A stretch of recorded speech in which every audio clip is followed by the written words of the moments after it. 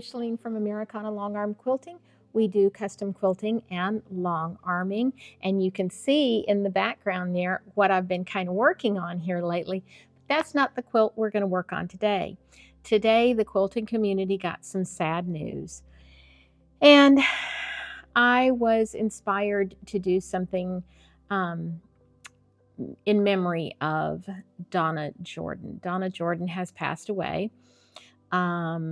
And she was such an inspiration to me. I loved watching her tutorials. They made you feel like there was no quilting technique that you couldn't master.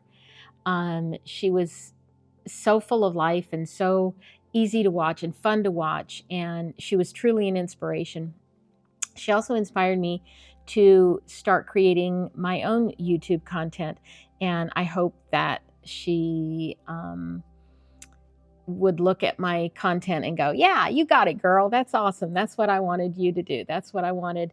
That's how I want people to see the quilting community. So been kind of a rough day knowing that she's no longer with us, but I truly support her family and Jordan Fabircs. And in that vein, I wanted to do a quilt. I went on their website. I purchased a pattern from their website from Cozy Quilt Designs. This one is called Butterfly Blooms. I don't know if she ever made it or not, but I think that it's something that she would really like. It is vibrant and fun and full of happiness like she was. So I'm going to use this background, black background. I am going to use a batik collection from Riley Blake called April Showers. So yeah, it's almost April. That sounds kind of fun, doesn't it? Okay, let's see what this is all about. I had this in my stash. Oh, there we go. And to me, it just seemed like something that Donna Jordan would really like. Let's open it up and look at it. Definitely. All right, you guys. I think she's going to like that. Okay, let's get started. Okay, the cutting part was always one of my favorite parts of Donna Jordan's videos. And again, just like she always said, I can't give you all the measurements for this because it's not my pattern, but you like I probably really enjoy just watching her do her craft and cut. So I'm going to do this for all of these pieces. Make sure I'm doing it the right size. Okay. I'm just going to show you a little bit of what I'm doing. All right. And again, you can get this pattern off of Donna Jordan's website. Is it Cozy Quilts pattern? All right, get that out of the way. Whoopsies, I moved it.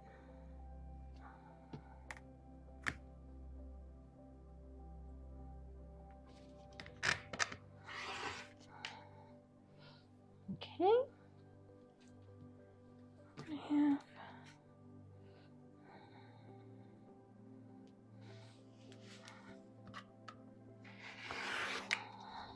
And then I think there was 2.5. I'm being so quiet. All right, I've got to shift some things. And I'm going to keep these two pieces together and these two pieces together and the 3 pieces that I'm going to get ready to cut together. Okay. Just like that.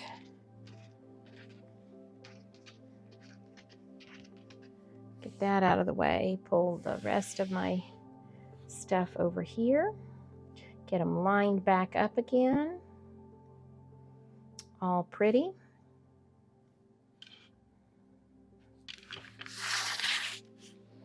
Okay.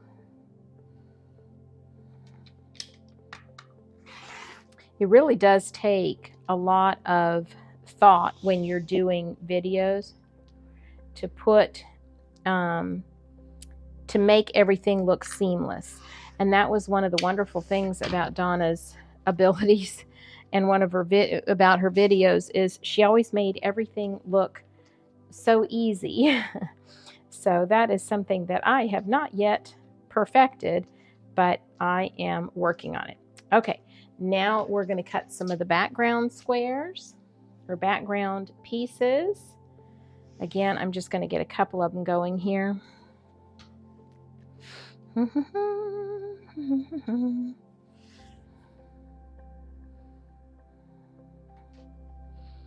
we go.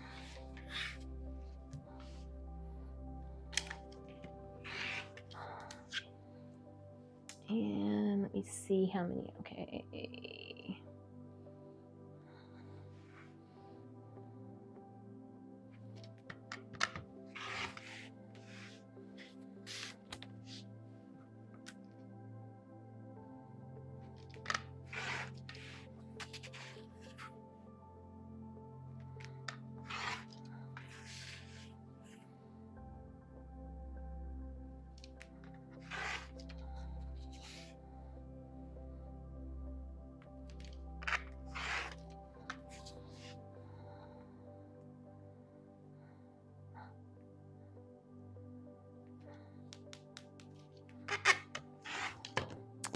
Okay, that is enough, or should be enough, to get us started on making this quilt.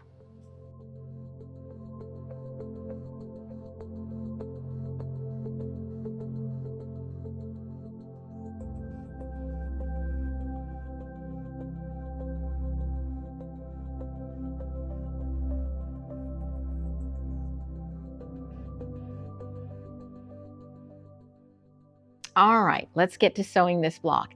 Really a fun block to do. I've made a few, and in making a few, I'm realizing that you do have to use a very scant 1/4-inch seam allowance. So be careful to do that. I had to pick out my first block because it was not working good. All right, so what you need to make a block is you need a matching, 2 matching pieces of the 2 longer cuts, 2 matching pieces of the 2 medium cuts, and 3 matching pieces of the remaining cuts. Okay, now on these right here we go, right there, we're going to have to snowball some corners, and the pattern will tell you which way to snowball these corners. So I have a little line drawn on my black background, and now I'm going to put this one going from top left to bottom right, and the other one going from top right to bottom left. Now on these two, it's just the opposite. The smaller one is going to go from top right to bottom left, and this one will go from top left to bottom right. And if you knew how many problems I have telling my right from my left, you would be very impressed with what I just told you. All right, we're going to sew these on now. We're going to square it up really good, and then I am going to sew, let me get up here so you can see, I'm going to sew just to this side of that line. I'm not going to sew right on the line because the fabric has to have some room to turn, and if you sew right on that line, you're going to be a little bit short in your turning there. Okay, get that out of the way a little bit. Again, I'm going to square that up really nice. Let's see here. I'm looking for my leader. Can't find him over there. I'll get a new one. I'll get a new one. If and I can find them. Where did I put them? All right. Oh yeah, I remember. It's in this other drawer. Oh, the problems of having too many drawers. Okay, got my little leader here. And this is a new machine, by the way. This is a Juki TL 2200 QVP Mini. And I bought it the other day. It's a used machine, but it works like brand new. It's just really a great machine. And, you know, I needed another machine like I needed another hole in the head. But it's a Juki, and I love my industrial Juki, so I got this one, and I'm super happy with it so far.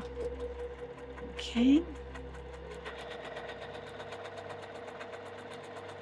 There's one going that way. And of course I could, when I go to make all the blocks, I will chain piece all this, okay? But to show you, I'm just doing one at a time. Okay, there's my medium pieces snowballed. Make sure that's just right and precise.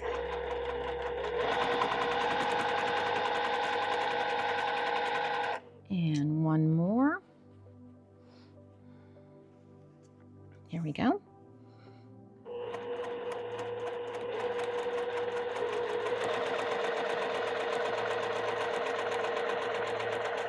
Okay, get that cut off of there. I do have to lift up the presser foot. Geez, I'm so spoiled with that, with my Pfaff expressions, and I do still love my Pfaff expression. It's sitting right over there. Okay, so let me see here if I can show you. Maybe this one's going to show it the best. You might be able to see the line on this side of my stitching line. So now when I turn that over, it's just perfect. You know how you can tell? Turn it this way and you can't see the black. So now I'm going to press all of those, and I'm going to press it all towards the background. And then we'll cut off the two back layers, excuse me. So then I'll take and cut off these two back layers. Okay. Just like that. Now I'm going to do that to the 4 of those, and then I'll show you the layout. Okay, I've got my pieces snowballed, and I've got them in order. And now you can see I've added everything else to the block, I've laid it all out on my little board. Now I'm going to take these 2 centermost pieces, and that's what we're going to start with. I'm going to line those up really nice and neat. And again, scant 1/4 inch on this one. Let me move this over here so I'm not knocking it all off. Scant 1/4 inch for this.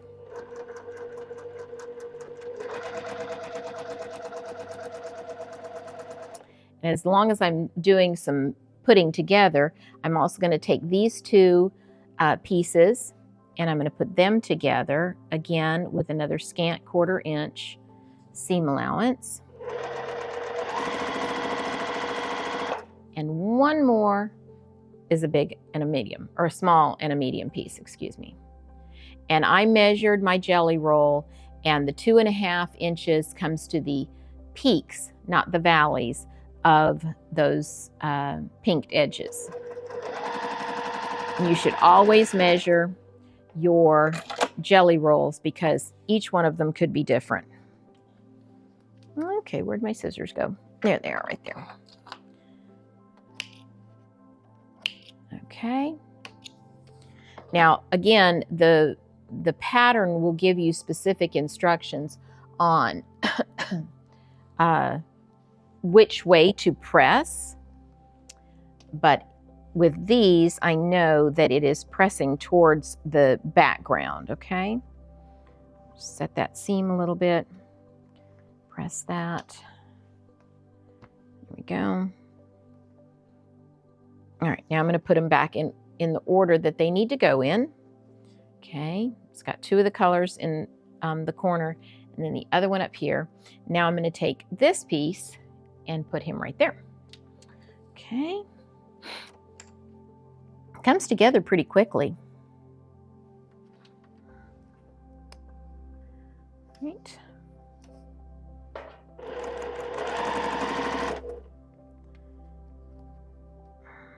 There we go. There. Okay.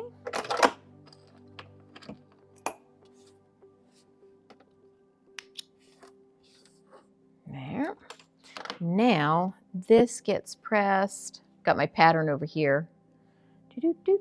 Yes, towards the background again. And then I'm going to put it back there, and I'm going to take this piece and put it there. Okay. Line it up really good. This is one of those blocks that you do have to pay really close attention to lining it up very well. And that that scant quarter-inch seam allowance is super important. Otherwise, you'll be picking it out like me. Okay. Press this one this way.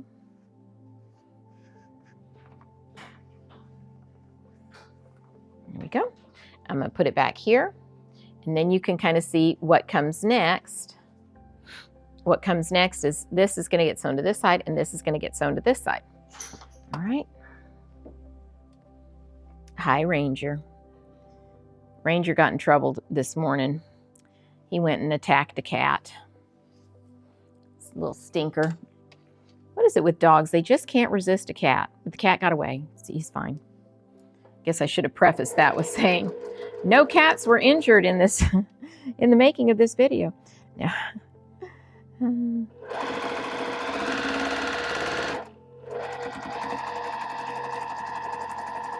So he knows Mommy's a little bit put out with him this morning. All right, I'm going to put this one on this side.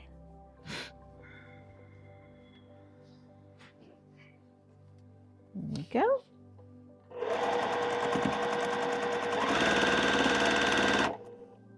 Well, I bought my tickets to go to Paducah, Kentucky. I'm going to go see my daughter, and we're going to go make the trip to Paducah. We're really excited about it. That'll be my first time going to that show. It'll be a lot of fun. Be some good mommy-daughter time, too. Let's see, which way do I want to press this? Okay, now I see which way I press it. I'm going to press this side towards the center. And the other side, I'm going to press away from the center. Okay, and it's looking nice and flat, so that's good. Let me put it back in here. So I can show you now. I'm going to put this, the bottom here and the top up there. In the comments, let me know how many of you are going to Paducah this year, or if you've ever been. And if you've been and you have hints for me of what I should do or what I should go see, let me know.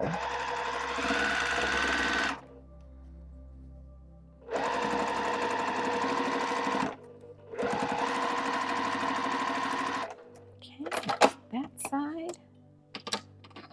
Trim that off. And let me look at this. Okay, this side right here. This really does make just a cute, cute block. Okay.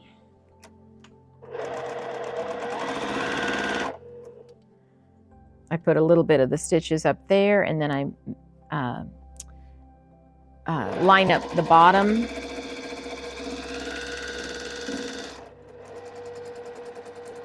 Listen to that machine purr. Doesn't she sound good? I think she sounds pretty terrific. Okay, now this one goes this way. Again, we're going to make this one go towards the center, and this bottom or outside one go away from it. And you notice I'm not pushing diagonally across it. I'm pushing this way, or ironing, pressing, or I'm doing it this way. I don't want to do it on the bias. All right, I've just got the one piece left to put on. He goes right there. And I'm kind of putting him on, and then I see if one of the pieces has more fabric in it than the other, that's the one I put on the bottom, because the machine will ease that fullness out of it as it's sewing. But these two were pretty well matched up, so I didn't have to worry about that. Match that up there.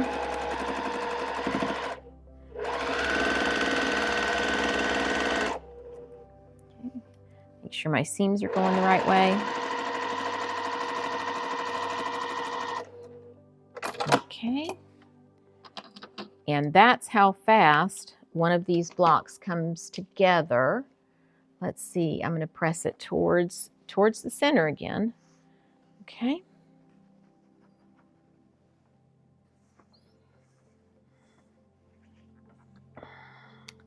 And there's our little block. Isn't that pretty? Now we're going to get the rest of them made, and then I'm going to show you on the design wall what they look like when they're put together, and then we'll put them together. I got all the blocks put together. I think they look really, really pretty. I guess this is the butterfly right here. Isn't it cute? So I stepped way back and took a look at it, and I think I've got the color dispersed pretty well. I think what I am going to do, because I do have a good bit of fabric left from the jelly roll, because I only used 25 strips, I think what I'm going to do is make some kind of border, maybe a piano key border. I've never done that before, but I think I'll encapsulate it all in a black border first, then do something with these, and then do another black border. Then it'll be time to get it on Eleanor and get it quilted. Okay, let's talk about the borders. I learned this from one of Donna Jordan's videos, and it has served me really well. Your borders, the edge of your quilts have a tendency, especially if it's something like this piano key border, to open up just a little bit. Those seams tend to just, even if it's just a thread on each one of these opening up, it gets wider and wider and wider. And then if you just put the border on the width that this is, because I'm going to put another black border. So if I just came along here and just zipped that right on there and didn't measure it elsewhere, the whole quilt would be wider on the outside than it should be, and you would get these waves in it. Well, we don't want that. So how do you do that? Well, this is what Donna Jordan tells us to do. Come in here with your piece of border fabric that you're going to put on next. Fold that over. I know you probably can't see me folding it over right here, but I'm going to show you. So I've folded it over really neatly, and now I'm just going to take the scissors and cut that right there. And that will be the correct width. And I measured mine. This here equals, I think it was 63¼ inches. And up here, it was just 63 inches. See, so there was a 1/4 inch growth.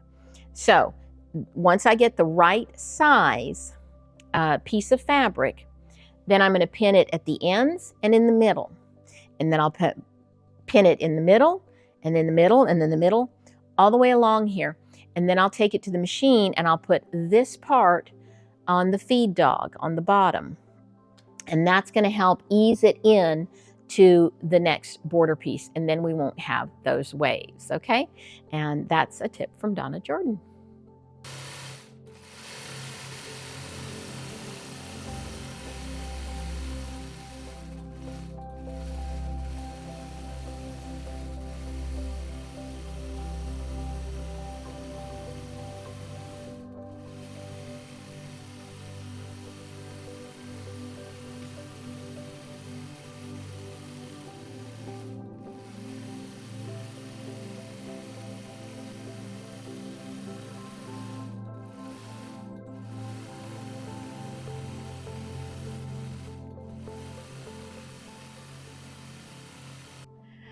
Okay, here it is. This is my tribute quilt to Donna Jordan.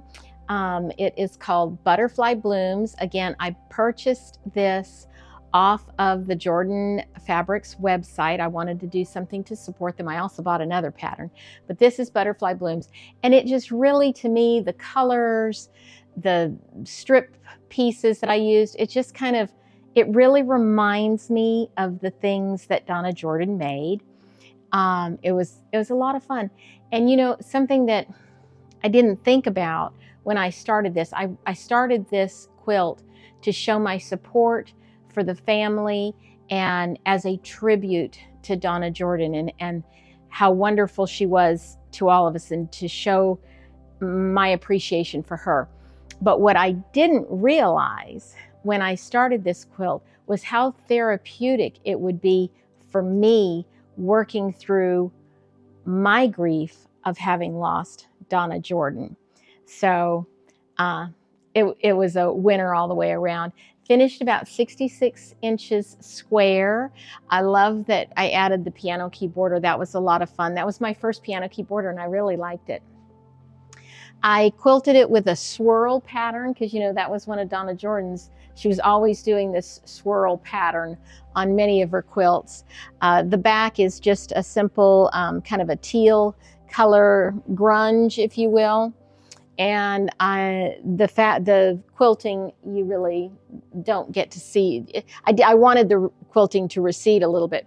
It's always difficult to make your quilting recede when you have such strong colors, blacks and then the batiks, because if it's going to recede on the black, you're going to see it in the batiks, and if it's going to recede in these batiks, you're going to see it in the blacks. But I think that I did a pretty good job picking colors, which is just kind of a tealy blue color. All right, y'all, go support Jordan Fabircs. Let them feel your love. Again, we are really going to miss Donna Jordan. I think I'm going to go back and rewatch all of her videos. Loved her dearly. Until next time, please like, share, and subscribe to the channel. That really helps us out. And stay quilting.